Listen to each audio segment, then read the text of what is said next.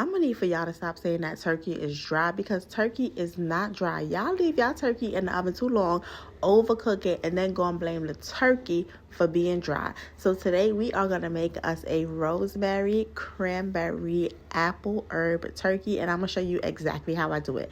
So for this Thanksgiving, we went and got a turkey. Our turkey is approximately 15.5 pounds. So this is a big turkey. I had to go ahead and put it in the sink because that was the only way I was going to be able to clean it real good with enough space.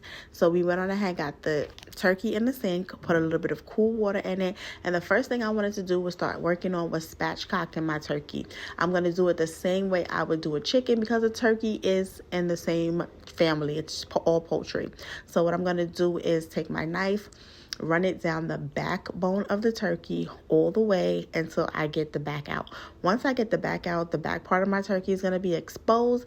I'm going to go ahead with some lemons and just clean the turkey, remove any fat that you see right here that I don't want in the turkey, any bits and pieces that I want gone. I'm going to go ahead and remove this. Now, this process does take some time. This is not nothing that you can rush through. You're going to have to take your time and do this. Any extra skin that I don't want on the turkey, I'm going to go ahead and remove that flat right there as well. Just going to take my knife and remove that just like that. Once I get that removed, I'm then going to go ahead and flip the turkey over, and I'm going to clean underneath the skin on the top part as well. Sometimes it has some icky bits in there that I want to make sure that I get rid of. Now, honestly, it took me about 30 minutes to clean my entire turkey because it was just so big. It's 15.5 pounds. So we got to make sure that we get in, out, all around, get in all those places. I did use 2 lemons to clean my turkey as well. And I put a little bit of vinegar in the water as well. So I'm going to go ahead and just scrub everything down, make sure I'm getting in all those crevices everywhere. I'm going to flip it over, and I noticed that it was looking a little puffy under there, and it wasn't water. So what I'm going to do is just go ahead and rub that down with some lemon. After I'm done rubbing it down with lemon, I'm going to take my hand and gently slide it underneath the skin of the turkey. I also want to go ahead and separate the skin from the breast meat of the turkey because we are going to make a herb butter, and we're going to put that underneath the skin. That's how we're going to go ahead and keep our turkey nice and moist and juicy while it is cooking.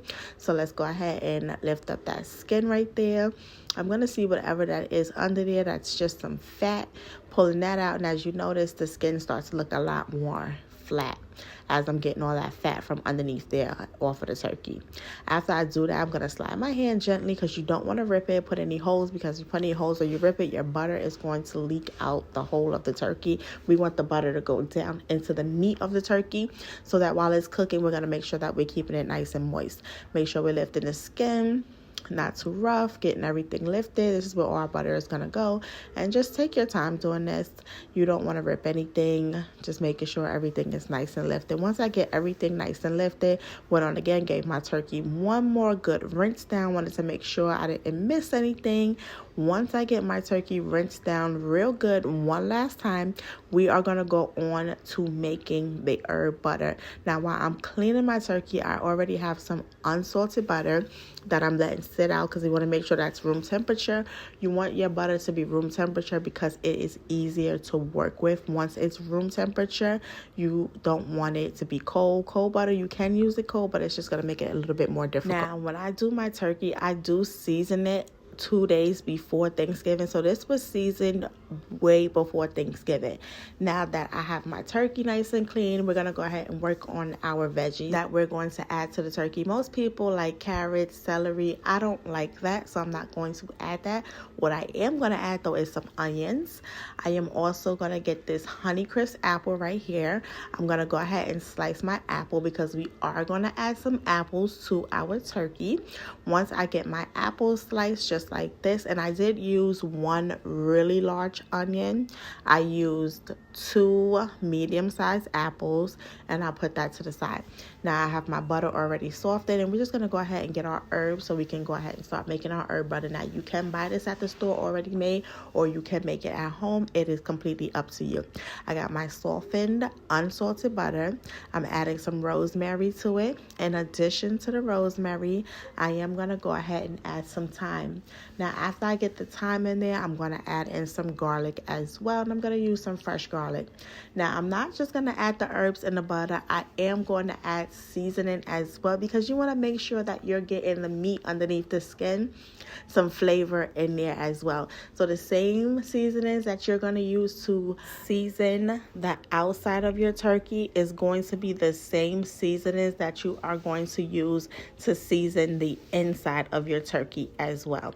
Now, you can use whatever seasonings you like. I'm just going to go ahead and use some roasted garlic and herb seasoning. Now, this is by Grill Mates, and this seasoning is so good. So if you have not tried this yet, don't walk but run to the supermarket and make sure you go ahead and put this on your shelf. In addition to that, I'm going to add me some garlic powder and some onion powder. You can't have one, you got to have both. We're going to go ahead and put in some poultry season as well. In addition to that poultry seasoning, you got to go ahead and add you some smoked paprika. This is what's going to give it some color, and it's also going to add a lot of flavor to it as well. Once I got my smoked paprika in there, I'm going to go ahead and put some parsley in there just because we fancy like that, and I didn't have no fresh parsley. And I'm just going to go in with a all-purpose seasoning. I'm going to use the one by Badia today. It comes in a green box. It's actually really good, so I'm going to add in some of that. Now I'm going to give everything a good mix. Make sure all my seasoning is incorporated into the butter, because this is what we're putting underneath our turkey. Mix everything together. Once everything is mixed well, we're going to go ahead and put it to the side, because now it is time to go ahead and to start seasoning our turkey so that we can put it in the fridge to marinate. Now I'm going to go ahead and put some sage on the bottom of my turkey pan. Being that the turkey is spatchcock, we do not need to stuff the inside cavity. We can just lay everything on the bottom of the pan.